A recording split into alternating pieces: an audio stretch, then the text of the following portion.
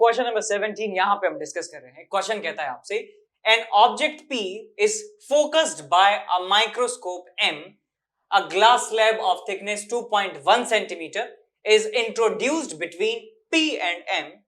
If the refractive index of the slab is 1.5, by what distance should the microscope be shifted to focus the object again? तो हमें focus करना है, क्या करना है? Focus, microscope को फोकस करना है। तो यहां पे मैं माइक्रोस्कोप बना देता हूं। बेसिकली एक कॉन्वेक्स लेंस है छोटी फोकल लेंथ का, उसे ही सिंपल माइक्रोस्कोप कहा जाता है। और इस माइक्रोस्कोप के फोकस पर एक ऑब्जेक्ट रखा हुआ है। Let's call this point O। ये ऑब्जेक्ट को P कह दो, चलो P कह देते हैं इसको। ये माइक्रोस्कोप हमारे पास M है, ये इसके फोकस पर रखा हुआ है। तो यहां से जो लाइट जाती है, यहां से जो लाइट जा रही है वो पैरेलल टू प्रिंसिपल एक्सिस निकल जा रही है और हमारी आंखों पर जो है सबसे कम स्ट्रेस पड़ रहा है और हमें एक मैग्नीफाइड इमेज इस पॉइंट का दिख जाता है। ये एक माइक्रोस्कोप का फंक्शन होता है। अब चैन नहीं पड़ रहा है, चैन नहीं पड़ा, हमें क्या कर दिया, एक स्लैब बीच में घुसा दी जिसका थिकनेस है 2.1 सेंटीमीटर, रिफ्रैक्टिव इंडेक्स है 1.5। तो यहां मैं फिर से डायग्राम एक बना देता हूं।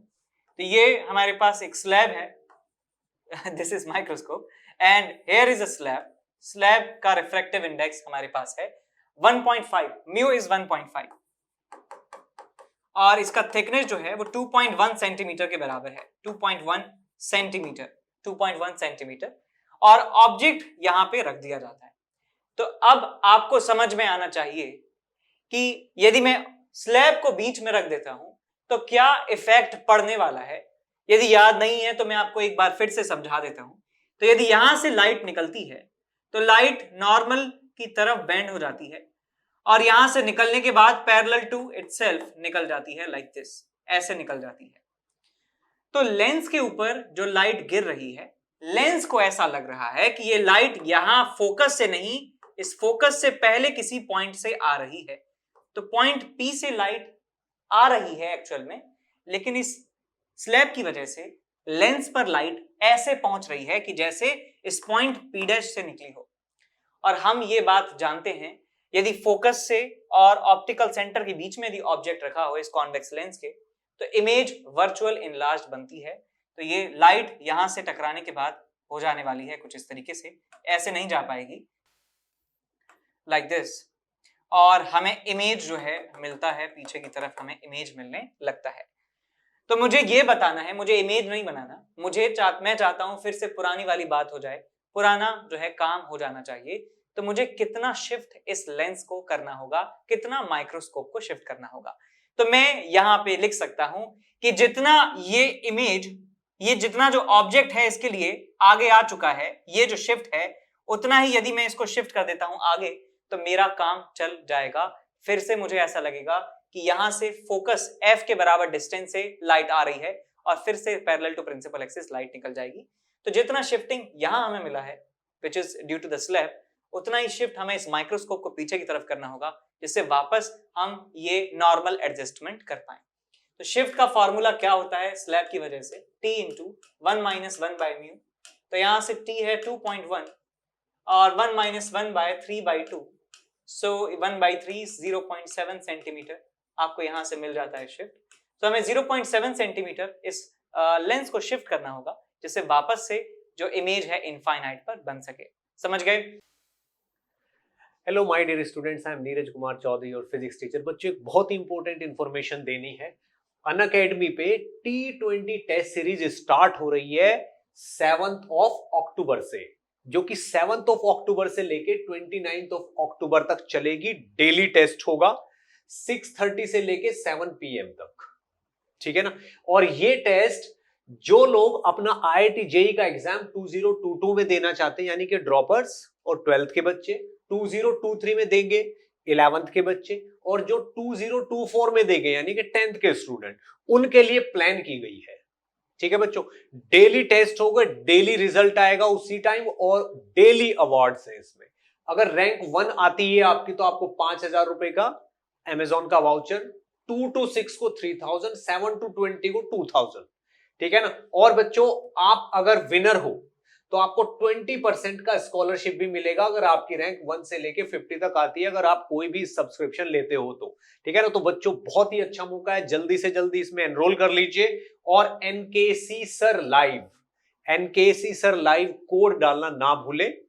ठीक है बच्चों, चलिए बेस्ट ऑफ लक। सवाल हमारे पास है क्वेश्चन नंबर 44 आपसे कहता है paper weight in the form of hemisphere of radius 3 centimeter is used to hold down printed page. An observer looks at the page vertically through the paperweight. At what height above the page will the printed letters near the center appear to observe? तो ये मैं बताता हूं आपको क्या कह रहे हैं कि एक पेपर वेट है जो आपने देखा होगा, एक ट्रांसपेरेंट होता है हेमिस्फेरिकल शेप का। मैंने सबसे पहले बताता हूं, एक वकील के ऑफिस में देखा था कि एक पेपर वेट रखा हुआ था और उसमें अलग कलर के जो हैं स्प्लैश जो हैं थोड़े से यहाँ पे थे, और ये एक हेमिस्फीयर शेप का पेपर वेट होता है। हो सकता है आपने डॉक्टर के पास देखा हो, डॉक्टर के ऑफिस में या किसी और ऑफिस में देखा हो कि ये एक जेनेरिक टाइप के पेपर वेट होते हैं हेमिस्फेरिकल शेप के, ग्लास से बने हुए। तो क्वेश्चन कहता है कि यदि हम इस पेपर वेट को रख देते हैं कि एक प्रिंटेड पेज के ऊपर इसको रख दिया जाता है और यहाँ पर लेटर्स बने हुए हैं, यहाँ पे अखबार है जैसे, तो अखबार में जो है न्यूज लिखी हुई है। एक ऑब्जर्वर से इस नॉर्मल लाइन के अलॉन्ग जो है ऑब्जर्व कर रहा है, तो आपको बताना है कि जो लेटर्स होंगे वो कितनी हाइट पर दिखने वाले हैं, कितनी डेप्थ पर दिखने वाले हैं, ये आपसे पूछा है। What height above the page will the printed letters near the center appear to observer? तो यहाँ से लेटर कितनी हाइट पर दिखने वाले हैं, यानी कि अपैरेंट हाइट आपसे पूछी गई है कितनी होगी। तो आप ये सवाल सॉल्व कर सकते हैं कैसे, आप इसे जो है फ्लिप कर दीजिए, थोड़ा सा 90 डिग्री क्लॉकवाइज, तो सवाल करना और ज्यादा आसान हो जाएगा। तो ये हमारे पास पेपर वेट है। पेपर वेट का मतलब यहाँ पे एक स्फेरिकल बाउंड्री दो मीडियम्स को सेपरेट कर रही है, तो यहाँ पे रिफ्रैक्शन थ्रू कर्व्ड बाउंड्री वाला फॉर्मूला हम इस्तेमाल करेंगे, that is n2/v - n1/u = n2 - n1/r। तो यहाँ रिफ्रैक्टिव इंडेक्स म्यू है, रिफ्रैक्टिव इंडेक्स 1 है, ऑब्जेक्ट यहाँ रखा है भैया।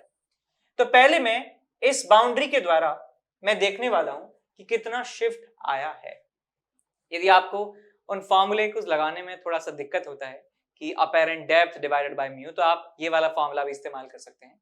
यहाँ पे ऑब्जेक्ट रखा है सेंटर से 0 डिस्टेंस पर, तो मैं लिखूंगा यहाँ पे μ2 जिस मीडियम में रिफ्रैक्शन हो रहा है mu, divided by v, image कहाँ पे बना, माइनस जहां से लाइट आई वहां का refractive index 1, divided by object का डिस्टेंस इस पॉइंट से which is 0 is equal to μ2 - μ1 divided by r, इसका रेडियस है इनफाइनाइट। तो भैया ये हो जाएगा आपके पास 0, ये आ जाएगा आपके पास μ/v इज इक्वल टू 1/0, तो यहां से आ जाएगा v इज इक्वल टू 0 आपको मिलने वाला है, यानी कि इमेज जो है इसकी वजह से यहीं पर ही बनेगा। अब मैं कह सकता हूं कि मुझे इस सरफेस बाउंड्री से इमेज बनाना है, तो इसका इमेज जो यहीं पर बन रहा था पहले, वो इसके लिए एक ऑब्जेक्ट का काम करेगा। ये रेडियस हमें दिया हुआ है 3 सेंटीमीटर के बराबर, सो 3 सेंटीमीटर। तो अब मैं यहां से देखने वाला हूं कि इमेज कहां बनेगा इसका। सो μ2/v minus μ1 divided by u which is -3 is equals to 1 minus mu divided by r which is -3। तो ये हमारे पास आ जाता है रिजल्ट। तो भैया ये बन जाएगा 1/v plus μ/3 is equal to mu minus 1 divided by 3। इसको इधर ले जाइए, माइनस μ/3 बन जाएगा, ये हट जाएगा आपके पास, तो यहाँ मिलेगा -1/3 1/v की वैल्यू। सो v की वैल्यू आपको मिल जाती है -3 के बराबर, -3 सेंटीमीटर आपको मिल जाती है इमेज। ये डिस्टेंस कहां से है, ये डिस्टेंस यहां से है, यहां से 3 सेंटीमीटर पे इमेज बन गई, मतलब यहीं पे इमेज बन गई, यहीं पे इमेज I1 बनी, इससे यहीं पर इमेज हमें I2 मिल जाती है और यहीं पे ऑब्जेक्ट रखा हुआ है। तो मैं कह सकता हूं कि ऑब्जेक्ट इमेजेस जो है सारी एक ही पॉइंट पर बन रही हैं जहां पे ऑब्जेक्ट रखा है। इसका मतलब कोई भी शिफ्टिंग, कोई भी change in height, change in depth नहीं आने वाला है इस पर्टिकुलर सिचुएशन। तो हमारा आंसर होगा कि कोई भी शिफ्ट नहीं आएगा, नो शिफ्ट विल हैपन। के बाद चलते हैं क्वेश्चन नंबर 45 सॉल्व करते हैं, जो इसी का ही सब पार्ट है। Solve the previous problem if the paper weight is inverted at its place so that spherical surface touches the paper। अब spherical surface से पेपर को टच कराना है, तो मैं इसको फ्लिप कर देता हूं लाइक दिस। यहाँ का refractive index mu, refractive index 1, ये यहाँ पे ये ऑब्जेक्ट रखा हुआ है। तो पहले मैं रिफ्रैक्शन कराऊंगा इस बाउंड्री से, फिर यहां से जो इमेज बनेगी वो मैं इसके रेस्पेक्ट में ऑब्जेक्ट मानूंगा उसको, और फिर से रिफ्रैक्शन कराऊंगा। तो देखिए मैं जल्दी जल्दी यहाँ पे लिख देता हूँ that μ2 by v minus μ1 by u is equals to μ minus 1 divided by r। तो ये बेटा बन जाएगा इनफाइनाइट, इनफाइनाइट को इसमें जोड़ेंगे इनफाइनाइट, v की वैल्यू आपको मिल जाती है 0 के बराबर, ठीक है, v की वैल्यू मिल जाएगी 0, यानी यहीं पर आपको मिल जाएगा इमेज। ये डिस्टेंस जो है 3 के बराबर है, इसके लिए मैं रिफ्रैक्शन का फॉर्मूला लगाऊंगा that μ2 by v minus μ1 divided by u is equals to μ2 minus μ1 divided by r। तो ये वाली जो टर्म है 0 बन जाती है, इसको इधर लाएंगे तो बन जाएगा 1 upon v is equals to minus of μ by 3, और μ की वैल्यू है 3/2, सो ये बन जाएगा आपके पास माइनस 1/2। सो v की वैल्यू आपको मिल जाती है -2 सेंटीमीटर के बराबर। तो इमेज आपको मिल रही है इस पॉइंट से 2 सेंटीमीटर पीछे, यानी कि यहां पे इमेज बन रही है आपकी। तो ये जो लेटर है, ये जो वर्ड्स यहाँ पे लिखे थे, ये 1 सेंटीमीटर शिफ्ट हो चुके हैं आगे की तरफ, मैं ये कह सकता हूं। तो शिफ्ट हमें जो यहाँ पे मिलता है, यहाँ पे शिफ्ट जो हमें मिलता है 1 सेंटीमीटर के बराबर मिलता है। ठीक है, समझ गए। अब हम चलते हैं आगे अगले सवालों की तरफ। तो यहाँ पे एक सवाल हम डिस्कस कर रहे हैं, क्वेश्चन नंबर है 19 हमारे सामने। Locate the image of point P as seen by the eye in the figure. तो जो आंखों से जो इमेज हमें दिखने वाला है, वो उसका लोकेशन आपको बताना है कहां पे होगा। हमारे सामने स्लैब्स रखी हुई हैं, एक स्लैब है ये, दूसरी स्लैब है ये, तीसरी स्लैब है ये। इन तीनों का स्पेसिफिकेशन अलग अलग है, इनकी थिकनेस अलग है, रिफ्रैक्टिव इंडेक्स अलग है। तो इमेज बताना है फाइनल कहां पे बनेगा। तो देखिए बेटा, ये ऑब्जेक्ट है, ऑब्जेक्ट से लाइट इंसिडेंट होगी और आंखों में जाके घुसेगी। तो हमें आंखों को जो लगेगा, आंखों की जो है यहाँ पे सारा काम है, आंखों को जो लगेगा कि लाइट यहां से आ रही है, उसी को इमेज माना जाएगा। तो यहां से लाइट मैं एक निकाल देता हूं, लाइट जैसे मान लीजिए ऐसे गई, तो हम जानते हैं कि नॉर्मल की तरफ वो बेंड होने वाली है, और नॉर्मल की तरफ बेंड होने के बाद जब दोबारा एयर में जाएगी तो पैरेलल टू इटसेल्फ निकल जाएगी। तो ये लाइट को यदि पीछे बढ़ाने पर ऐसा लगता है कि लाइट यहां से निकल रही है। सो इस स्लैब की वजह से जो ऑब्जेक्ट है वो ऐसा लगता है कि यहाँ पे इसकी इमेज है, यानी ये जो लाइट है ऐसा लग रहा है यहां से आई है। तो ये ऑब्जेक्ट है, इसका इमेज यहां पे बन रहा है एक स्लैब से निकलने के बाद। जैसे ही दूसरी स्लैब से निकलेगा, ऑब्जेक्ट जो है यहां, लाइट जो है यहां से आती हुई दिखाई देगी, तो इमेज जो है यहां पे हमको मिलने वाली है। उसके बाद तीसरी जो हमारे पास स्लैब है, उससे जब लाइट पार होगी तो ऐसा लगेगा कि लाइट यहां से आ रही है, P3 से आ रही है। तो हमें ये शिफ्ट है स्लैब 1 की वजह से, ये शिफ्ट है स्लैब 2 की वजह से, ये शिफ्ट है स्लैब 3 की वजह से। सो ये डेल्टा x3, डेल्टा x2 और डेल्टा x1 जो है, ये तीनों हमें कैलकुलेट करने हैं। इन तीनों को जोड़ दूंगा तो मैं बता सकता हूं कि टोटल शिफ्ट हमारे इस ऑब्जेक्ट में कितना आया है। तो भाई तीनों शिफ्ट आप निकाल दीजिए, delta x1 plus delta x2 plus delta x3। तो यहां से आप लिख सकते हैं delta x1 is t1 into 1 minus 1 by mu. तो इसका थिकनेस है 0.2, 1 माइनस 1 बाय 1.2 प्लस आपको यहां पे मिलेगा t which is 0.3, 1 minus 1 by 1.3, और यहां पे आपको मिलेगा प्लस 0.4, 1 माइनस 1 बाय 1.4। तो इन तीनों को आप ऐड कर दीजिए, आपको टोटल जो शिफ्ट है पता चल जाएगा। और आप बता सकते हैं कि डिस्टेंस बता सकते हैं कहीं से, यहीं से बता दीजिए कि ये ऑब्जेक्ट जो है यहां से शिफ्ट हो जाएगा ऊपर की तरफ। ठीक है, अगला सवाल है question number 20। K transparent slabs are arranged one over another. The refractive indices of the slabs are mu1, mu2, mu_k, and the thicknesses are t1, t2, tk. An object is seen through this combination with nearly perpendicular light. Find the equivalent refractive index of the system which will allow the image to be formed at the same place. तो हमें एक basically equivalent refractive index बताना है एक slab के लिए। ठीक है, तो पहले तो आप इक्विवेलेंट का मतलब दोबारा रिवाइज कीजिए मेरे साथ। इक्विवेलेंट का क्या मतलब है? तो मैं मान लीजिए यहाँ पे स्लैब्स रखी हैं, ढेर सारी स्लैब्स रखी हैं, एक के ऊपर एक, एक के ऊपर एक, एक के ऊपर एक, एक के ऊपर एक। तो इनका जो टोटल लेंथ है मैं कह सकता हूं कितना हो जाएगा, t1 plus t2 plus T3 up to Tk। ये इनका टोटल लेंथ हो जाएगा, राइट। इनका रिफ्रैक्टिव इंडेक्स अलग अलग है, mu1, mu2, mu3, mu4 and mu k। अब मैं क्या चाहता हूं कि बिल्कुल सेम फिजिकल साइज का एक दूसरा स्लैब में लगाऊं, सेम फिजिकल साइज, यानी जितना इसका विड्थ है सेम विड्थ का मैं एक स्लैब लेना चाहता हूं, लेकिन उस स्लैब में मैं खास बात क्या चाहता हूं कि एक सिंगल रिफ्रैक्टिव इंडेक्स होना चाहिए। यहां पे म्यू इक्विवेलेंट के बराबर एक सिंगल रिफ्रैक्टिव इंडेक्स का स्लैब लेना चाहता हूं जिसका फिजिकल साइज इसके बराबर है।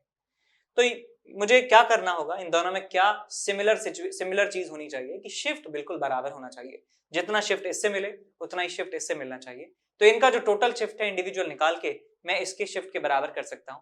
तो यहाँ जो टोटल शिफ्ट है आपको मिल जाएगा T1 1 - 1 by mu1 plus T2 1 - 1 by mu2 and plus so on plus Tn 1 - 1 by mu1। ये टोटल शिफ्ट हमें मिल चुका है और इस शिफ्ट को इस इक्विवेलेंट स्लैब के शिफ्ट के बराबर आप कर सकते हैं। तो टोटल इसका साइज कितना है, T1 plus T2 plus so on up to Tk, Tn लिख दिया Tk into 1 - 1 by mu equivalent. अब ये इक्वेशन मुझे सॉल्व करनी है, तो इसके लिए क्या कर सकते हैं आप, इसके लिए कर सकते हैं कि यहाँ इसको ब्रैकेट को खोल दीजिए तो आपको मिल जाएगा, देखिए T1 - T1 by mu1, T2 - T2 by mu2, T3 - T3 bye mu3, ऐसी Tk minus Tk by mu k। तो आपको मिल जाएगा T1 plus T2 plus so on up to Tk, minus common ले लीजिए, आपको मिलेगा यहाँ पे T1 by K1 plus T2 by K2 plus so on plus Tk by mu k, mu2, mu1 और mu k। ये आपके पास हो गया लेफ्ट हैंड साइड में जो एक्सप्रेशन था, और राइट हैंड साइड में जो एक्सप्रेशन है उसे मैं लिखूंगा T1 plus T2 up to Tk, और यहाँ पे आ जाएगा माइनस आ जाएगा आपके पास total T1 plus T2 plus so on up to Tk divided by mu equivalent. तो अब सॉल्व कर लेते हैं इसको। तो ये वाला जो पूरा एक्सप्रेशन है उससे पूरा एक्सप्रेशन कैंसिल आउट हो जाएगा, और म्यू इक्विवेलेंट आपको निकालना है।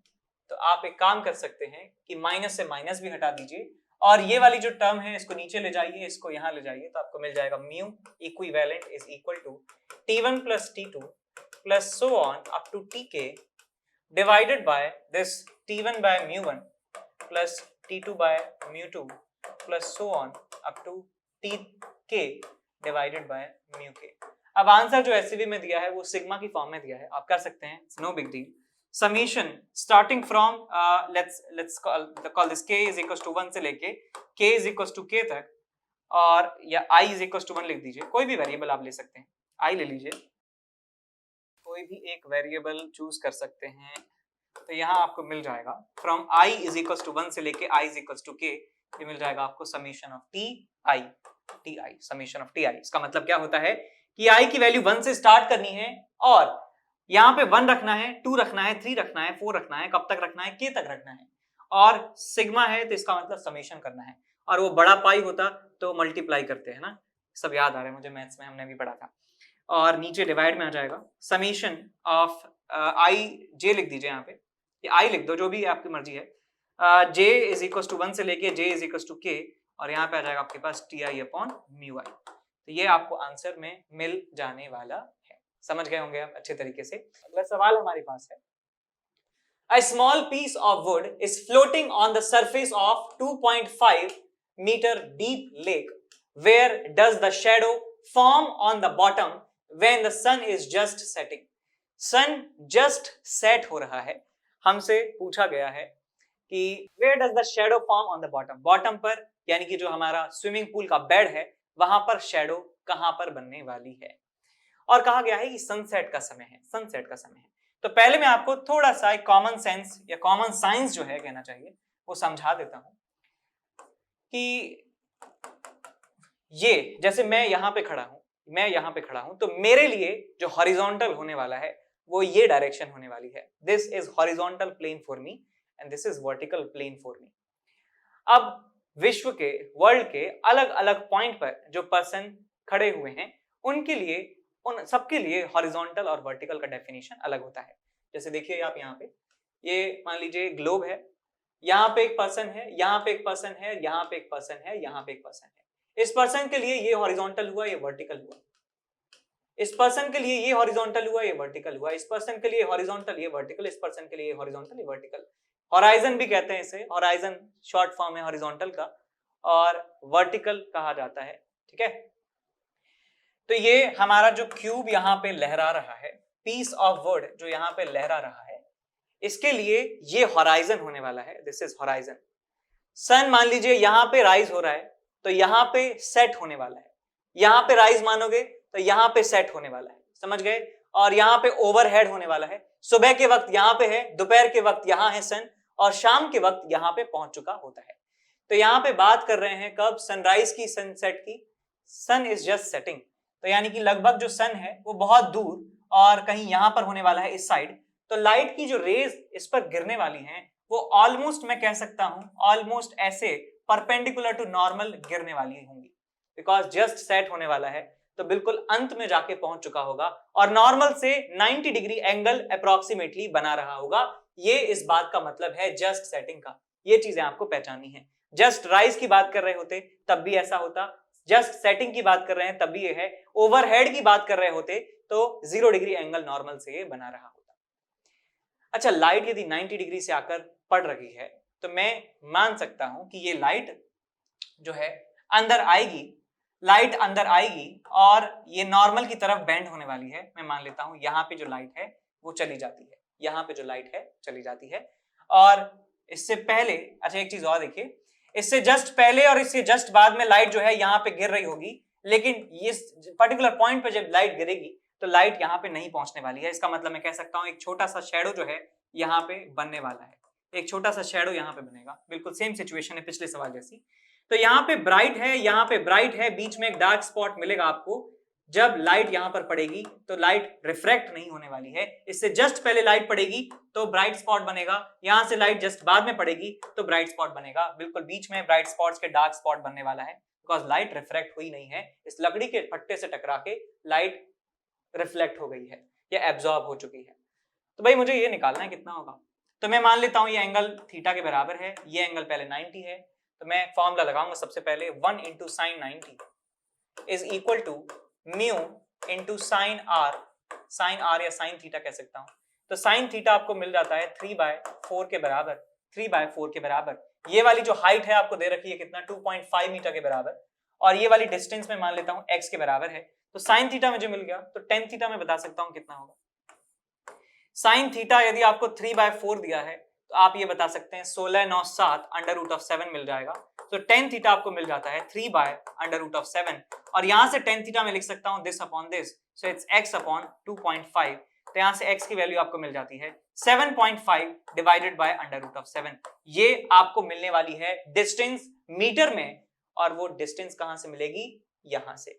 जहां पे वुड का ये पीस रखा है वहां से वर्टिकल जो सेपरेशन, हॉरिजॉन्टल जो सेपरेशन है वो होने वाला है 7.5 डिवाइडेड बाय √7 मीटर के बराबर। √7 की वैल्यूज कैसे निकालें, आप थोड़ा सा अप्रोक्सीमेशन ले सकते हैं। देखिए 25 25 625 होता है, सो 2.5 से तो ये ज्यादा होगा, लेकिन 3 और 3 9 होता है, तो ये 3 से कम, और 2.5 से ज्यादा, तो लगभग बीच में 2.7 के आसपास आप इसकी वैल्यू ले सकते हैं, 2.7 2.8।